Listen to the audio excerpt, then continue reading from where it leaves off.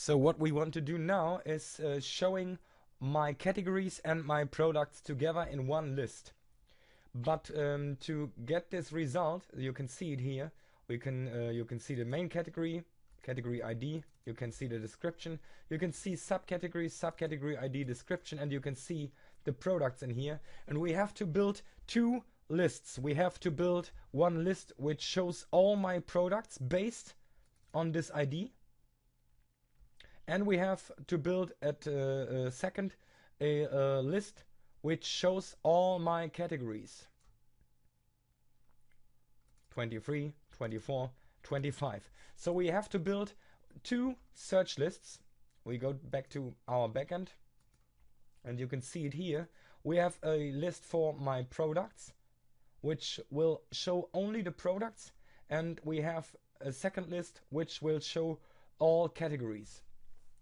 So what we have to do now is bring them together. So wait, how to start now? Okay, we start with the products list and we go to the item view. We want to show our product title and I want to show my product category. In this case I don't want to... okay, yes, it's correct. He shows the product category which is in. So that's it, what I want to show. That's all what I have to set in the item view. This list products is based on my content type create product.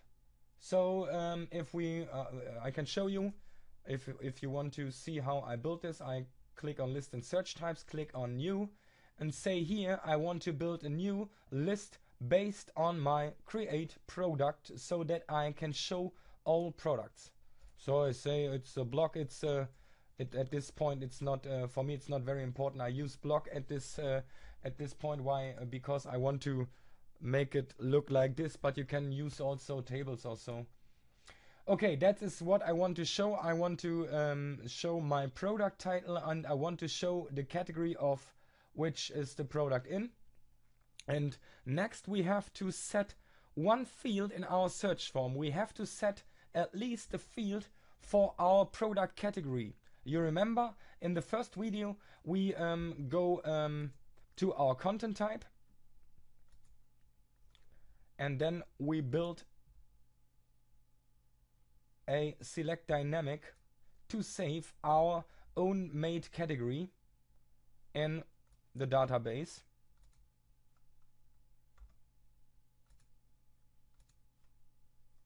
And here we use this field to map them together. So if we access only this search type, I can show you. This is the search type for products. If I access only this search type, you can see here my select dynamic in this field. And now I can filter my products for Gestaltungspflaster or for this category. So you can see it's a simple list which will show all my products, but I need this field in my search list. As you can see here, you don't see this field later, but you need it, and you need to you need it to map these two lists together later. So let's save it for now, and remember in this field we need at least in this search form for our product list, we need at least the category field, or the category ID field, so that these products we can map on the categories I will show next. The submit button is not very important. I built this submit button only to show you here in this tutorial this list on its own. So you can see this list is working on its own to searching different products, but that's not what I want. So that's what I told you before here. When if you don't set the where clause in dynamic cascade, you you will get everything written in this category table here. Ugh, fuck. So as you can see here. Okay, let's go back and let's take a look at our category list. So remember, this category ID field in here is very, very important because I need it to map them together later. So let's close it and let's go to our list categories. So I will show you how it's built. So I click on new list and search type. In this case, I build a list based on this category feature we built in video 1. So I can see can set block here. Okay. So let's get in here. And now you can see these are my search fields. We can see here. At this moment, they are for us. They are important to let us show these values. Later, we will don't show the search form, but we use these fields to filter. So you have to fill in these fields you want to use as a filter to get the ability when you later want to set a menu item. I will show you here. Then you will get the overrides live variation, and here you have the ability to set hidden values for these fields so that you can set the search form to hide, but you get these values hidden from the menu item. Okay, so you can see this in this search form, and I did the catalog category ID also in here. It's the standard category ID.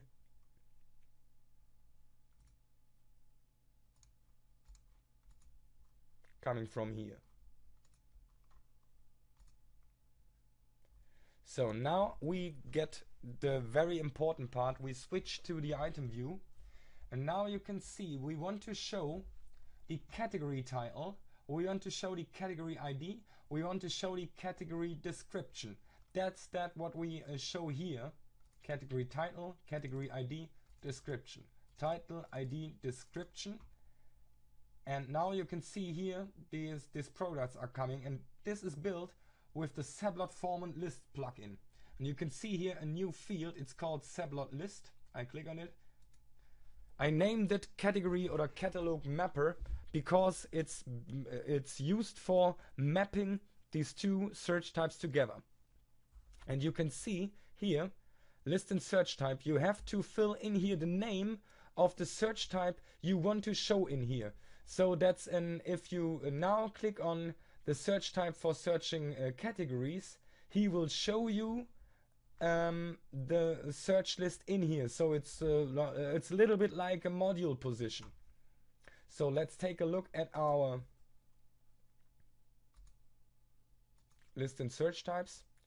And this list and search type is called Katalog Produkte in German, and I renamed it for you as list products. So we have to get this name here, go to our Seblod List plugin and fill in the name of the search type we want to show in our search type. Fill in this here. And the next what we have to do is we have to set a value here. Without setting this, you don't get this text field in here, so we don't need it later. So we have to fill in here which fields we want to map together. And now it gets a little bit complicated, because now you have to fill in here the fields on which the two list types are mapped together. And at the first value has to be the value of the children, and the second value has to be the value of this parent. So at this first you have to fill in. We want to map them together based on the category ID. We remember we have the ID here in the categories, and we have the category also in all of our products as this field here. So every product is flagged in a category. So let's take a look at our search list for the products, and you can see, or you remember I told you we need this field here, this ID field, and that's the name what we need to map together. So this field has to be in the search form of the sub item. Yes, okay, so I told you you don't need to show the form, but you need this field in the form so that it's made for a trigger.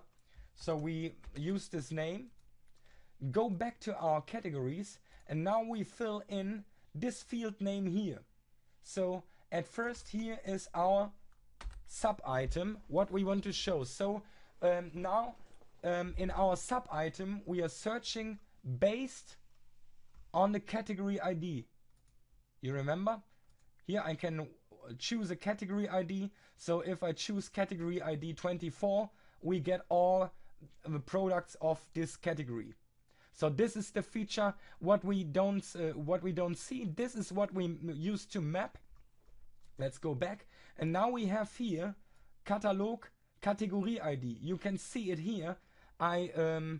This is the normal standard category ID we saved in our category table here. It's the ID, and let's go back here to the search form. So it's important to have this catalog category ID in here, and we saved it in our ID here. So now we map them together. Now we have this ID, and now we have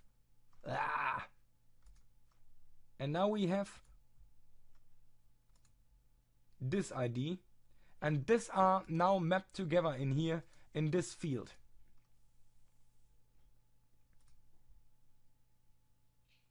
So what it does now is he on this position he shows like a Joomla module every he shows this complete list, and he shows also if you use in your product list, if you use a block there, he also uses the templates you choose there. So if you set it like a table in here, now our result will be here a block, and this products would be tables. So I hope you get it.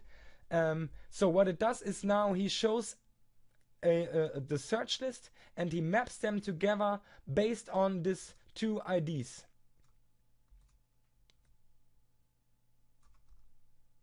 You don't need to store it. It's only for showing.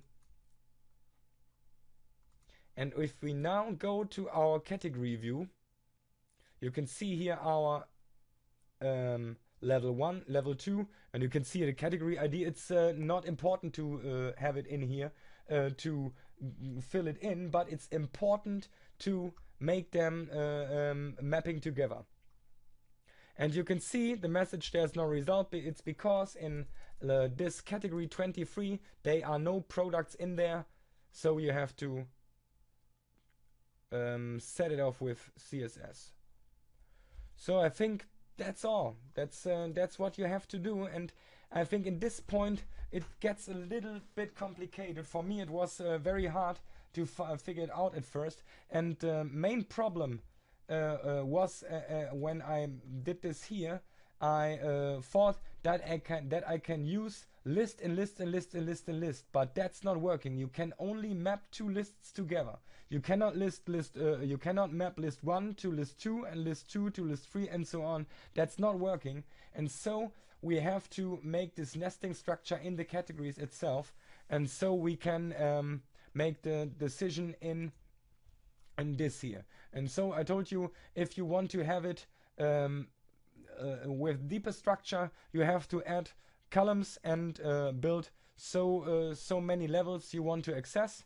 And now, and I told you, we can here access these levels, these main levels, and we only use these main levels to filter here.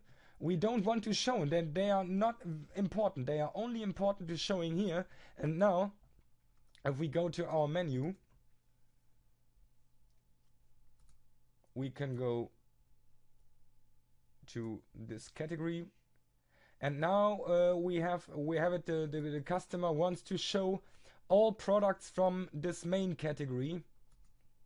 And now we can set here main category 22.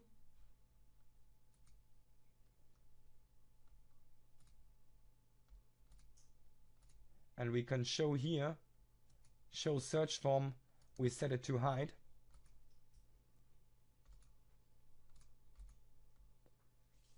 And what we get is now the same structure as we build it in here.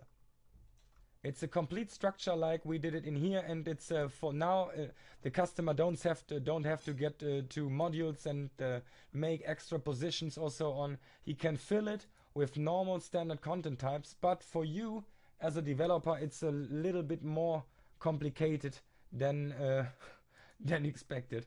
And now you can use these overrides here to filter the different products or the different categories. So let's take a look. 26.